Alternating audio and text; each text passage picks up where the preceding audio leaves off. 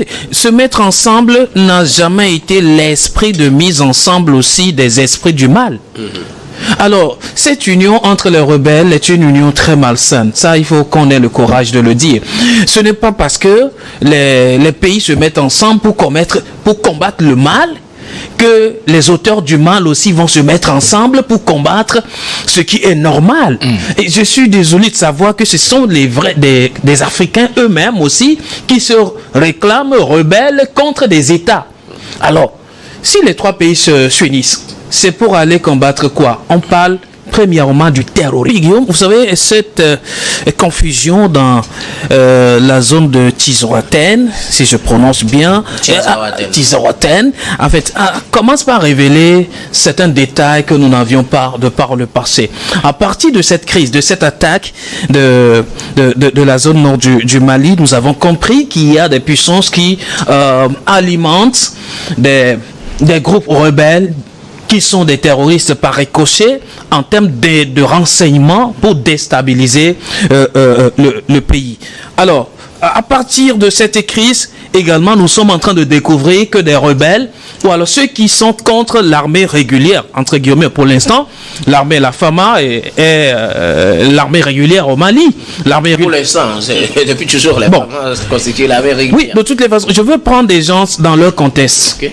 Certains supposent aujourd'hui que c'est des militaires qui sont au pouvoir et donc il n'y a pas de régularité à donner à des institutions mises en place. Je rappelle que aujourd'hui, c'est les militaires qui sont au pouvoir et ils sont légitimes vis-à-vis du peuple malien. Et nous, si nous prenons la chose de cette manière... De toute façon, c'est eux qui sont aux commandes. C'est eux qui commandent. Et donc, s'il y a un groupe qui veut aller en l'encontre de cette armée, je ne pense pas qu'on puisse lui donner un autre nom que les qualifier de terroristes. Je crois que le Mali a trouvé la bonne appellation en parlant du terrorisme parce que ces groupes-là ont des ramifications au niveau des terroristes et l'ont dit clairement. Et aussi, de par les dernières déclarations, nous avons compris qu'il y a quand même des liens qui sont tissés entre ces groupes et les terroristes que nous connaissons. Alors, si ces groupes veulent s'allier maintenant entre les trois États, ou alors d'autres États... Entre le Niger et le Mali. On n'en sait pas pour le Burkina. Alors, dire que l'armée, ou alors l'armée des trois, ou alors les armées des trois pays se réunissent, s'allient pour aller contre le terrorisme, et au même moment, il y a des groupes rebelles également qui s'organisent. Dites-moi tout simplement qu'il y a des terroristes aussi qui s'organisent. Ce ne sont pas des groupes rebelles, ou alors des gens qui veulent à tout prix déstabiliser comment dirais-je, les trois pays. Je ne pense pas que c'est dans une logique. Je voudrais apporter une précision. Très bien. Pour laisser constituer, puisque le terme terroriste, ça concerne uniquement les ex-rebelles du Mali, alors que le FPL du Niger, jusqu'à présent, l'État du Niger n'a pas commencé pour le moment à les appeler terroristes. Ils sont toujours rebelles. Donc vous comprendrez qu'on les appelle toujours rebelles, puisque le Niger, pour le moment, n'a pas encore commencé par les appeler terroristes. Très bien. De toutes les façons, ça, ce sont mes analyses à moi. C'était juste une précision. Très bien. Ce sont mes analyses à moi. Lorsque des rebelles commencent par conjuguer avec les terroristes, à la fin, qui est qui? Très bien. Donc, c'est là où on se pose des questions. Je ne sais pas s'il faut continuer par les appeler des rebelles ou alors il faut finalement leur trouver un autre nom. Il appartient aux trois États de l'AES maintenant de définir sous quel régime, voilà, ils sont en train de loger cette coalition-là. Pendant que les armées régulières de ces trois pays s'unissent pour lutter contre le terrorisme, contre l'instabilité plutôt du Sahel, il y en a aussi qui s'allient pour, je ne sais pas, renforcer l'instabilité. En ce moment-là, je ne sais pas si on fait du bien au peuple du Sahel ou alors on veut davantage engouffrer le peuple du Sahel. Donc, je suis un peu écœuré par rapport à ces genres de choses, ces développements et jusqu'où l'Afrique est prête à aller dans ces genres de situations. Merci. En tout cas, ce sont des questions qu'on se pose. Merci beaucoup. Union des forces armées, union des groupes rebelles. Nous sommes là dans le Nord Mali et les cadres du CSP, cadre stratégique permanent. Ont reçu la visite des cadres du FPL, le Front Patriotique de Libération du Niger. C'est du 25 au 29 août. Objectif peut-être renforcer les liens et coaliser les forces de ces groupes-là face aux forces armées qui opèrent depuis un bon moment dans le nord du Mali, surtout dans la zone de Tizawaten, avec des frappes contre ces groupes terroristes. Un rapprochement de mauvais goût qui va encore donner du fil à tordre à nos pays, notamment en matière de restriction ou bien de l'instauration de la sécurité dans ces zones. Il faut dire quand même que le Front Patriotique de Libération dont on parle au Niger a été créé juste un mois après la décision du président Bazoum. Et leur première revendication, c'est la libération et la réinstauration de son plein droit, de son pouvoir, c'est-à-dire de Bazoum. C'était leur première revendication. Ça a évolué un peu. Après, ils ont commencé par poser des actes sur le terrain, notamment la destruction de l'oléoduc du Niger, du Niger et de Bénin. Juste pour essayer de mettre en mal la gestion du pouvoir actuel par le président Tiani et ses collaborateurs. Voilà que pour étendre leur mal, ils sont en train de s'acoquiner. Ce sont des actes terroristes. Oui, ils sont en train de s'acoquiner avec les gens du CSP que nous connaissons, qui eux, à leur tour, collaborent déjà avec des groupes terroristes qui opèrent au niveau du Nord Mali. Et souvent, quand ils sont frappés, ils vont se cacher au niveau du sud de l'Algérie. Et quand la situation revient à la normale, ils reviennent pour continuer de poser leur terreur. Il faut dire clairement que c'est une plaisanterie de mauvais goût, que les autorités de ces pays, de l'AES, doivent prendre ça au sérieux. Parce que celui qui dirige actuellement le FPL, c'était un haut cadre de l'armée. Il fut un haut cadre de l'armée du Niger. Donc c'est quelqu'un qui maîtrise le fonctionnement de l'armée du Niger et les autres armées de la sous-région. Donc cette personne s'acoquiner avec les groupes terroristes, c'est du fait vraiment du mal à nos populations, et ça doit être quelque chose de quoi à prendre au sérieux et à les frapper le plus vite possible pour que ce œuf qui vient d'être conçu ne donne pas un démon qui va encore aggraver la situation à nos populations. Adam Adronou, union des forces armées du Niger et du Mali face à une union apparente entre des groupes rebelles dans le nord Mali.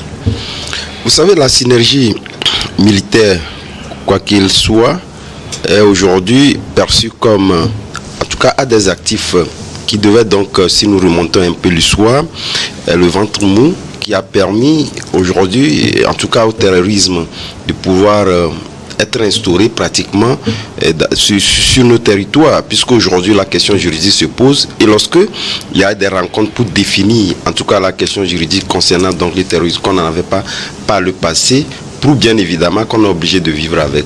Mais au même moment, cette synergie militaire qui, entre-temps, n'était pas d'actualité, même s'il y avait des synergies militaires, on ne les avait pas vues à grande échelle, comme on aurait bien souhaité, pour désamorcer l'avancée des terroristes. Et pratiquement, c'est ce qui a permis qu'à ce que ces terroristes-là trouvent des failles et s'installent dans des zones, sur des territoires où nous avons des armées régulières.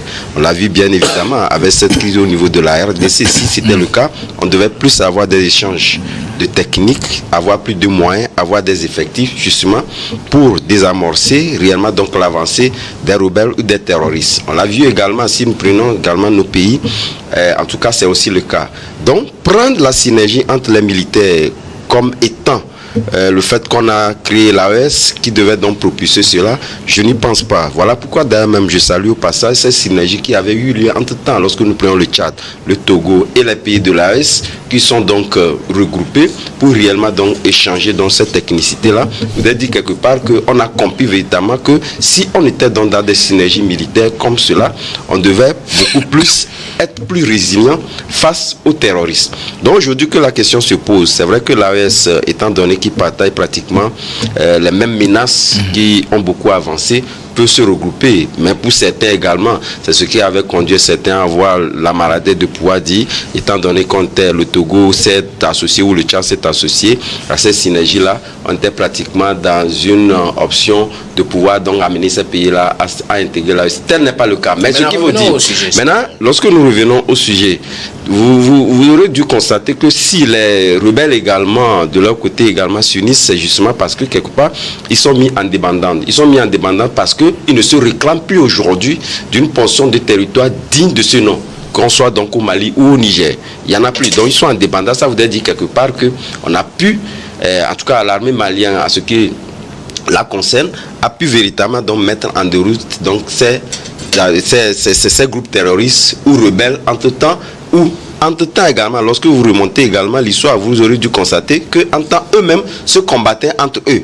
Parce qu'il y avait des mésententes liées également à des actifs qui se réclamaient. Aujourd'hui, qui sont en débat, ils sont obligés donc de s'unir pour une même cause. Justement donc de réclamer des portions qui leur permettent évidemment donc de faire davantage de menaces. Donc, en tout cas, c'est cette synergie entre les rebelles, je pense que c'était une prédisposition que l'on pouvait donc anticiper, compte tenu du fait qu'ils ont aujourd'hui des soutiens qui sont véritablement donc réclamés comme tels. On parle du soutien apporté aux rebelles au nord du Mali. Ça voudrait dire quelque part qu'ils soient en expertise, qu'ils soient en renseignement, qu'ils soient aussi en moyens techniques. Aujourd'hui, ces rebelles-là peuvent véritablement donc avoir des moyens, mais également vous allez constater que les politiques de nos États ont permis à ce que ces groupes terroristes, même si nous n'avons pas des éléments d'appréciation pour dire qu'ils ont des difficultés à pouvoir donc recruter, de toute évidence, ils ont besoin des effectifs pour continuer par mener l'affront à nos armées régulières. C'est ce qui doit les permettre aujourd'hui de pouvoir se regrouper dans des synergies d'acompte pour affronter l'armée régulière.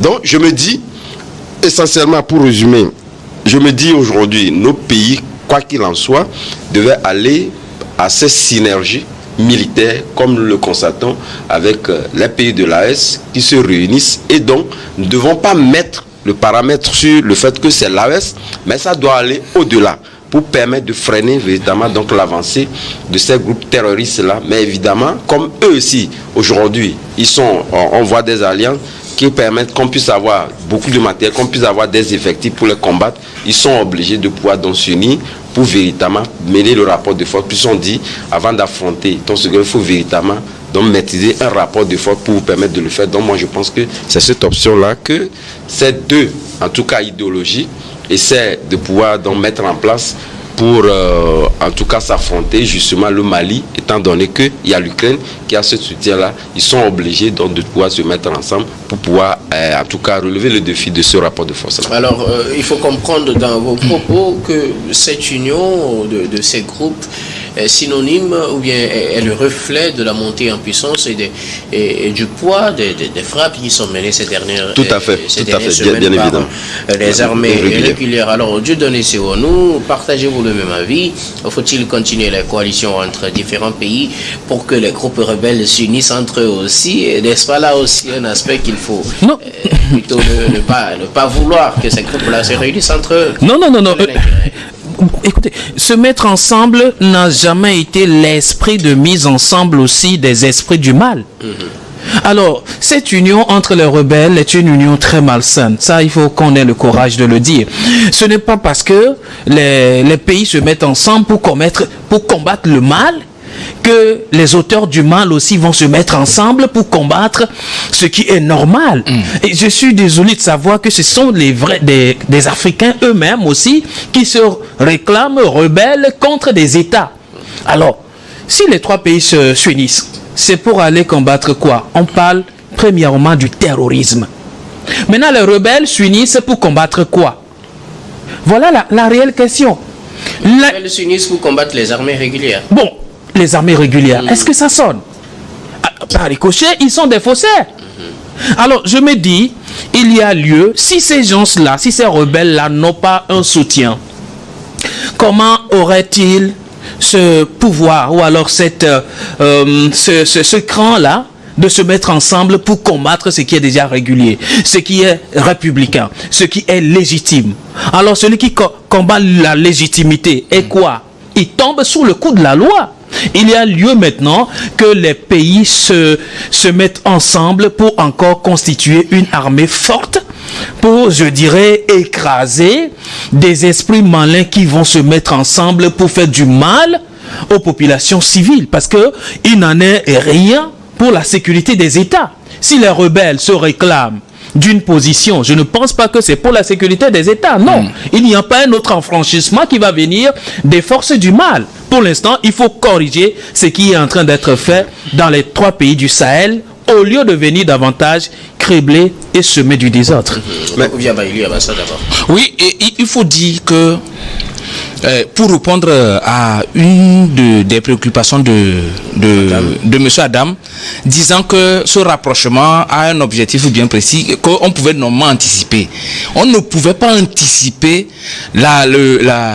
l'association de ces 2 groupes.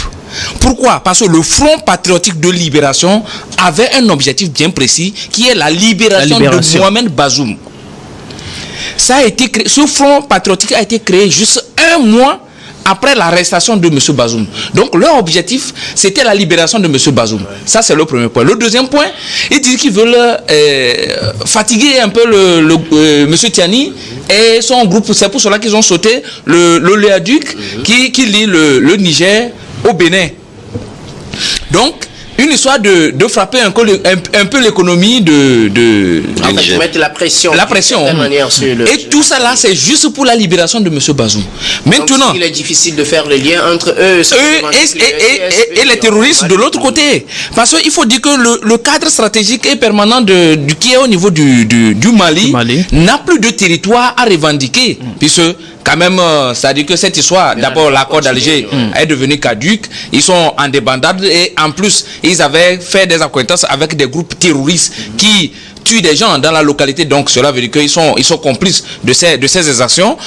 Ils ont été frappés tout récemment par l'armée malienne au niveau de Tizawaten et c'est sur ce lieu que les deux se retrouvent pour dire qu'ils veulent créer une coalition. Quelle coalition? Pour faire quoi? À qui?